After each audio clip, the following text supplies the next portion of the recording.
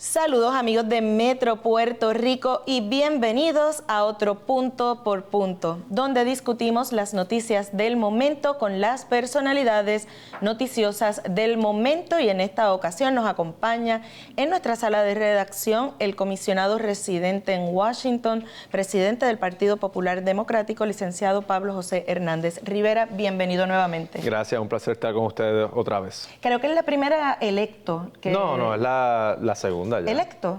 Sí, bueno, electo puede que sea la tercera, pero juramentado yo creo que es la segunda. De verdad, bueno, voy a verificar, pero siempre es bueno tenerlo por acá con nosotros para dialogar sobre distintos asuntos. Sabemos que ha estado hablando muchísimo sobre el tema de su discurso del 25 de julio, así que vamos a atenderlo y también luego a pasar a otros asuntos, pero vamos a comenzar con el estatus, que es el deporte nacional en Puerto Rico, el tema de la política y el estatus. Yo tengo curiosidad porque usted anteriormente había dicho que el tema del estatus en la campaña, por ejemplo, que no era un tema. Luego habló que era un debate estéril.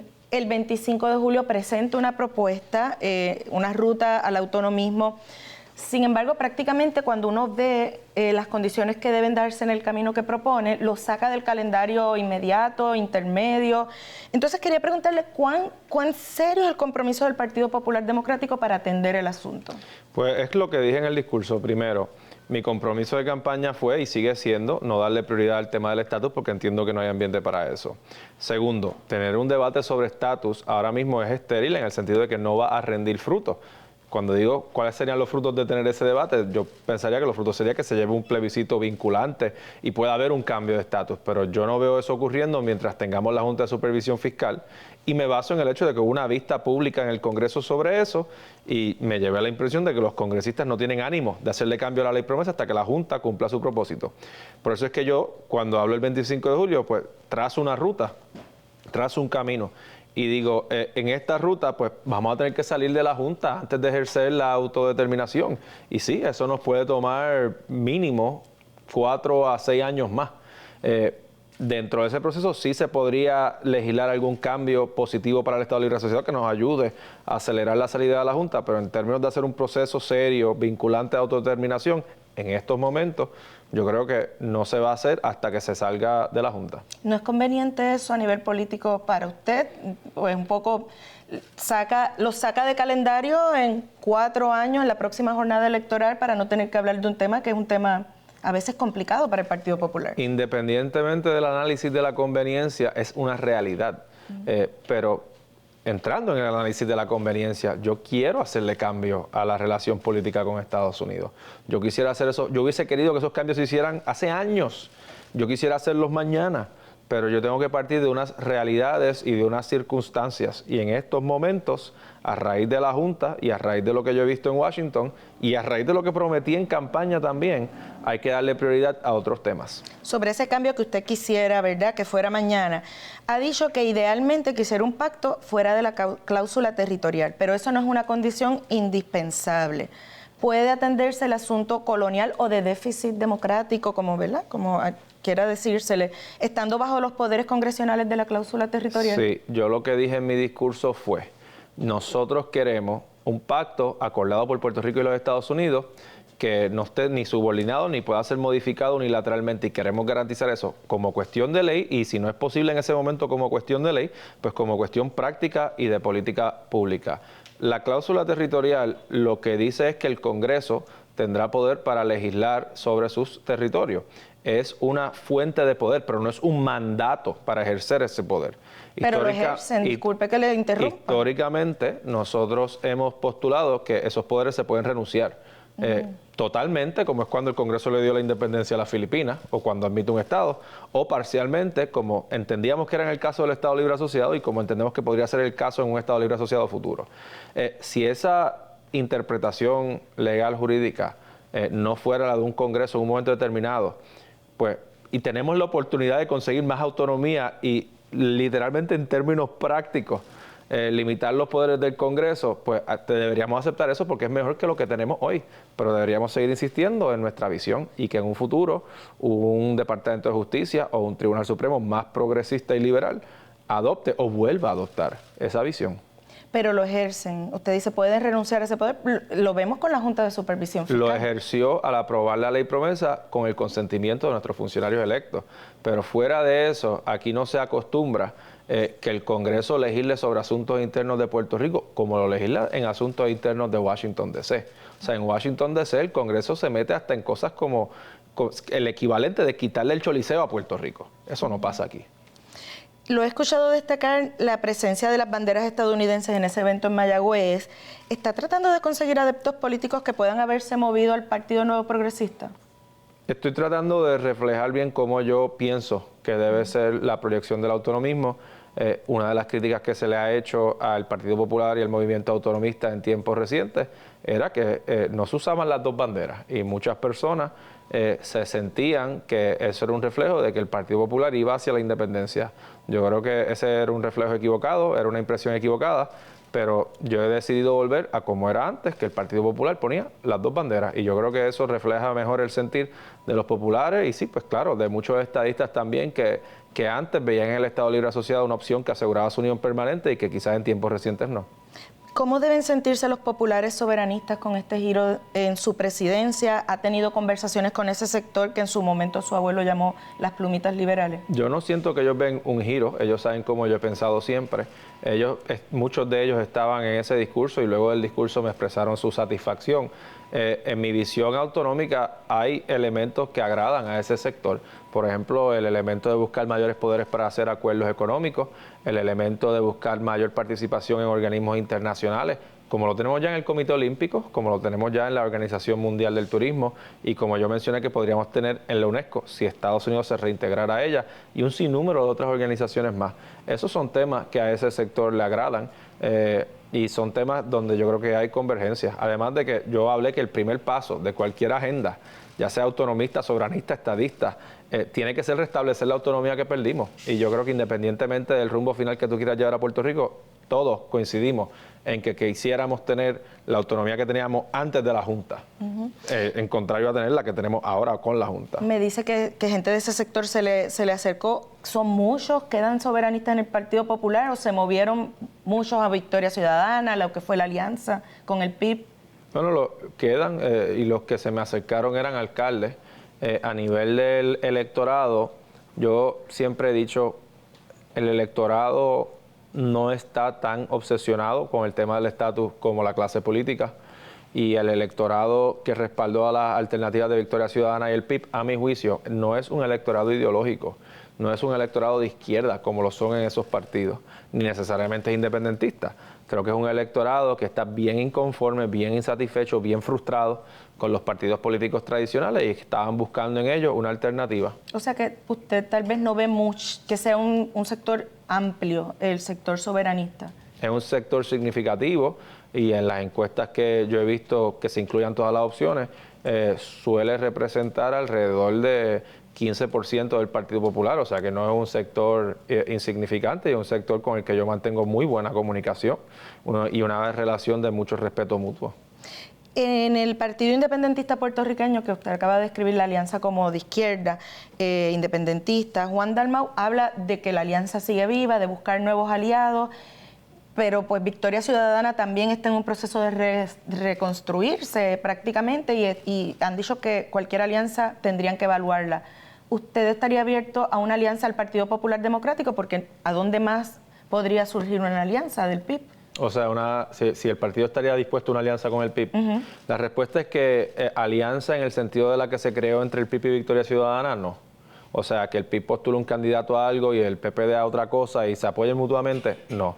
Vimos lo desastroso que eso fue para el movimiento Victoria Ciudadana, además de que hay una incompatibilidad entre el Partido Popular, que es un partido autonomista y de centro, y el PIB, que es un partido independentista y de izquierda. Y no lo digo, o sea, izquierda a veces se usa como un insulto. Yo no lo veo así y es saludable para Puerto Rico que esas alternativas estén disponibles. Lo que sí puede surgir son alianzas sobre puntos de política pública específicos. Por ejemplo, yo creo que debe haber una elección con doble vuelta. No estoy decidido si debe ser 50 más 1 o 45 más 1 o 40 más 1 y ese debate se puede tener.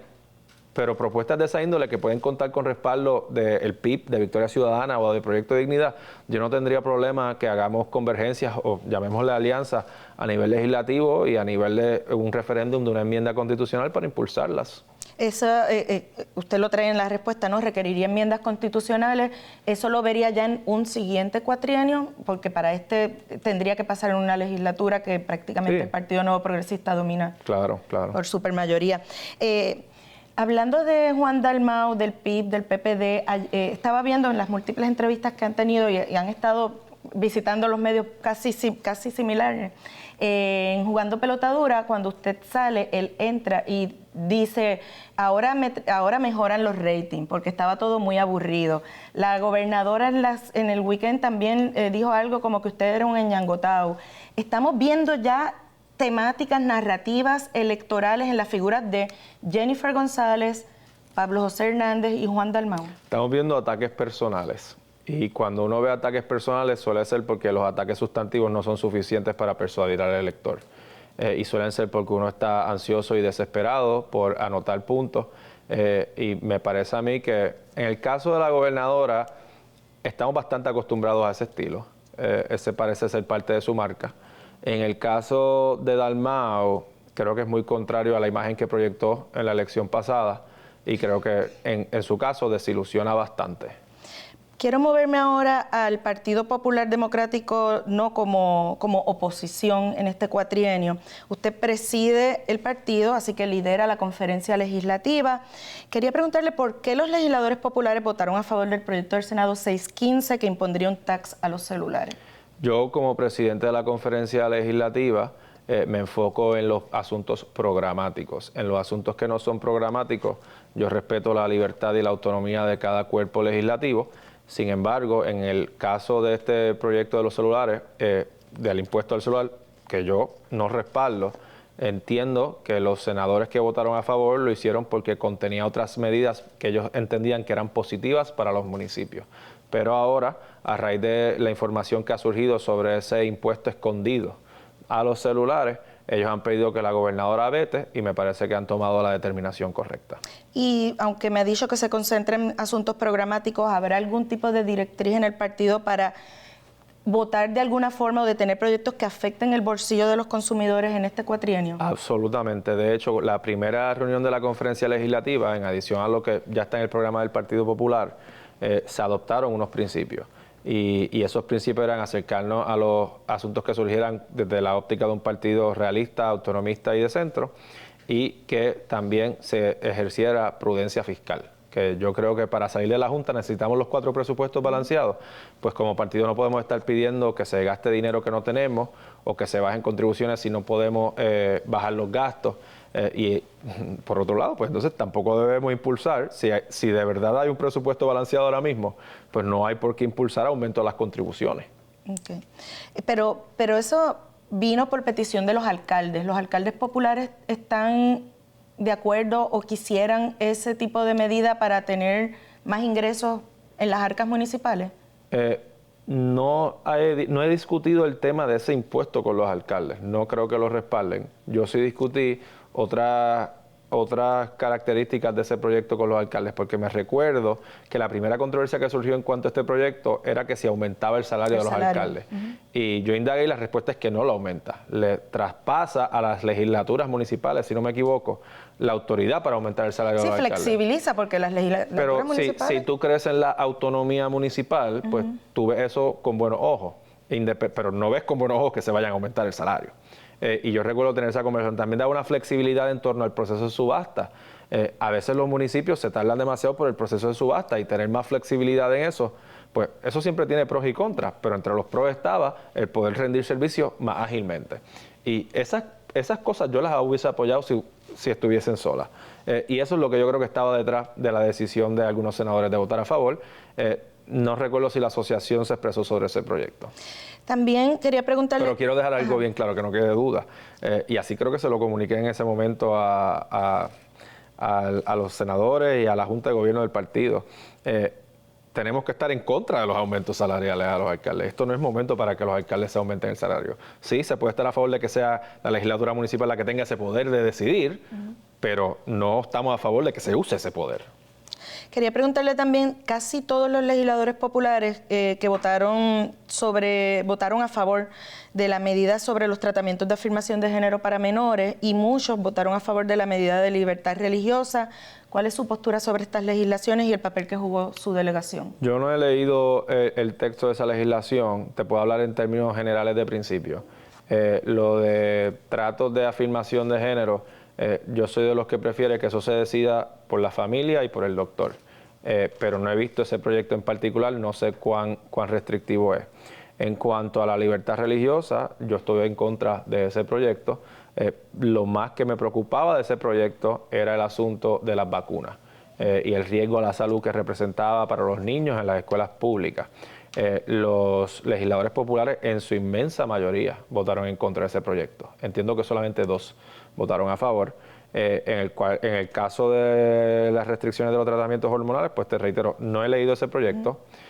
Yo como padre no creo que, como futuro padre, no me sentiría cómodo con esos tratamientos en niños, pero si ahora mismo existe tanta incertidumbre científica al respecto de eso, pues yo prefiero dejar eso en manos de los padres y los doctores, aunque yo personalmente esté en contra, claro. Pero como no, en esa medida, por ejemplo, prácticamente todos, menos Ramón Torres en la Cámara, votaron a favor. ¿El PPD se puede decir que va a votar en bloque con el bloque conservador en la legislatura? No, yo creo que el PPD está demostrando ser un partido de centro. Por ejemplo, vota en contra, en su mayoría, del proyecto de libertad religiosa, pero cierto es, hay casos que son más sensitivos, especialmente aquellos que envuelven menores, donde ejercen otra discreción y votan a favor.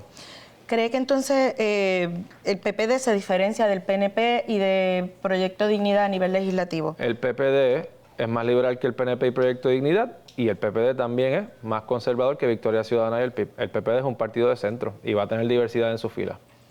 En el PPD se ha cuestionado su productividad congresional. ¿Cuál? En el PPD. En el PNP, disculpen, en el PNP.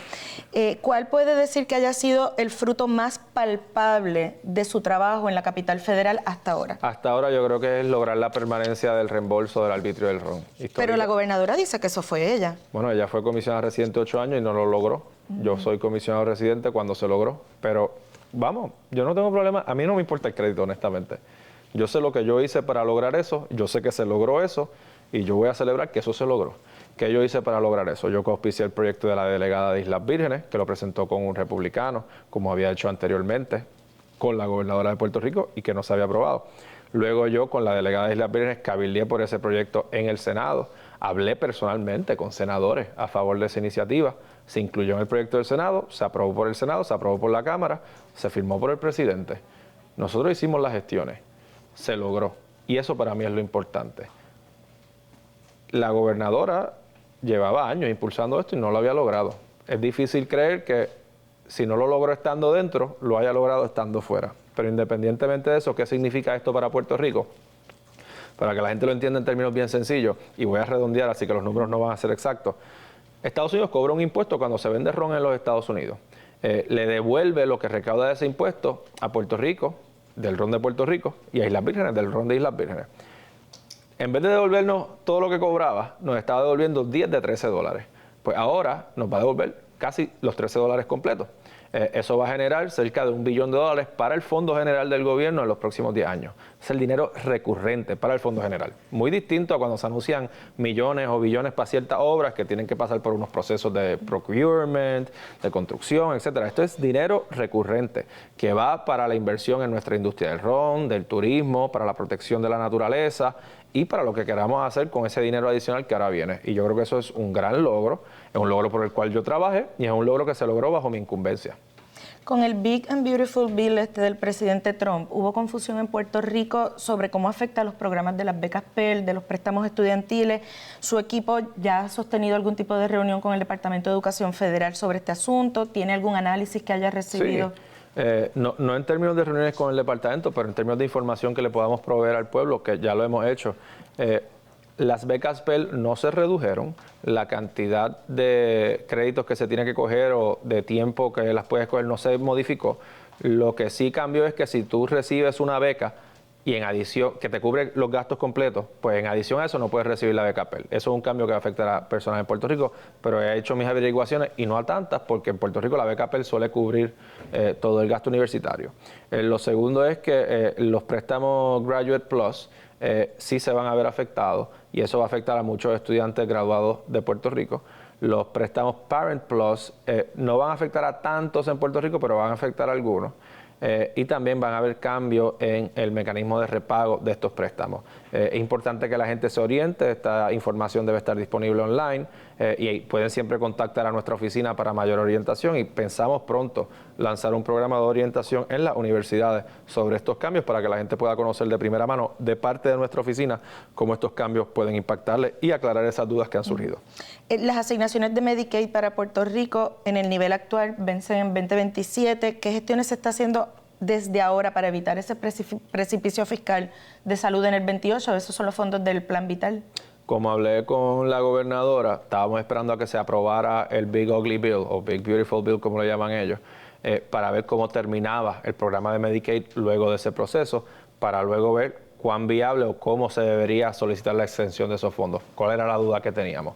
Pues si se cortaba Medicaid a nivel nacional tanto que de momento Puerto Rico estaba mejor que los estados, obviamente iba a ser bien difícil pedir que nos extendieran con los fondos actuales. Al parecer no es así, así que vamos a poder pedir la extensión, vamos a poder trabajar juntos en eso. Ya yo he tenido conversaciones con personas de los comités con jurisdicción para empezar a trabajar eso tan pronto volvamos del receso. Y ahí ambiente, hay realmente diálogo entre usted y la gobernadora para ir en un frente común sobre ese tema? Sobre este tema sí, nosotros lo dialogamos en mayo antes de su mensaje de Estado. Ella mencionó en su mensaje de Estado que iba a crear un grupo de trabajo con el secretario de Salud para esos fines.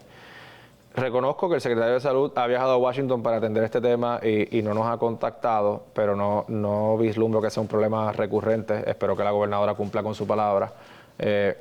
Yo, por ejemplo, para darte un ejemplo de conversaciones que he tenido, el último día de la sesión, ahora en julio 23, yo abordé al ranking member, líder de la minoría demócrata, Frank Pallone, del comité que tiene jurisdicción sobre eso, y le dije, ya tenemos que ir trabajando este asunto, y él me dijo que sí y que lo tiene presente. Menciona, ¿no?, que como quedó esta medida fiscal del presidente Trump, pues le da un poco de esperanza en términos de hacer la petición para Puerto Rico.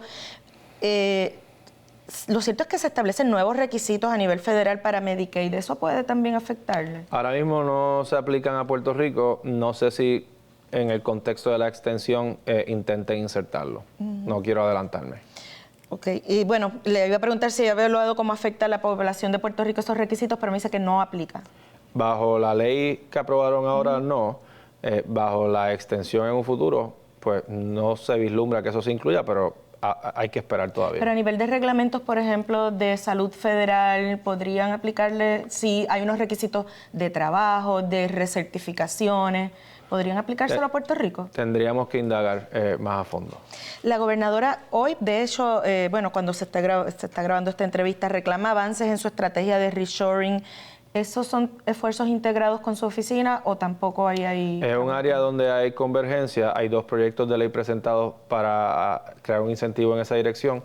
Yo respaldo ambos, ella respalda uno.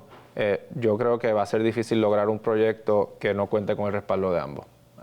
Pero el problema que le veo es, yo creo que el que ella respalda es más difícil de los dos. Okay. Pero ella sabe que en estos puntos puede contar con toda mi colaboración.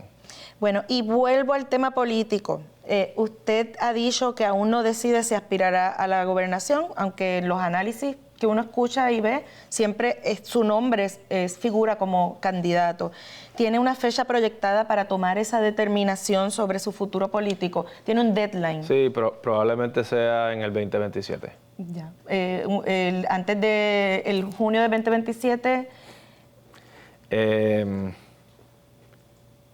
Yo me imagino que lo usual es que uno anuncia estas cosas. No hay nada usual. Va a ser probablemente en el 2027. Yo anuncié para comisionado reciente a principios del 23, pero los que corrieron para gobernador en esa elección anunciaron a finales del 23, así que supongo que será en algún momento. La realidad Con todo y que yo soy una persona bien estructurada y planificadora, no he llegado a esa etapa de planificación. Pero decía, ¿verdad?, el cantante Juan Gabriel, que lo que se ve no se pregunta y se sigue analizando su figura como el candidato del Partido Popular Democrático. ¿Usted se maneja así como candidato? Yo me manejo como comisionado residente y como presidente del partido. Y mi actitud respecto a candidatura es lo que vendrá, vendrá. ¿No cree que haya nadie en el Partido Popular que pueda aspirar también a esa candidatura? No he oído de otros posibles candidatos, pero si lo hay, lo hay. Licenciado, gracias por estar con nosotros en otro Punto por Punto. Ustedes, amigos de Metro Puerto Rico, los invitamos a que se mantengan conectados a todas nuestras plataformas digitales.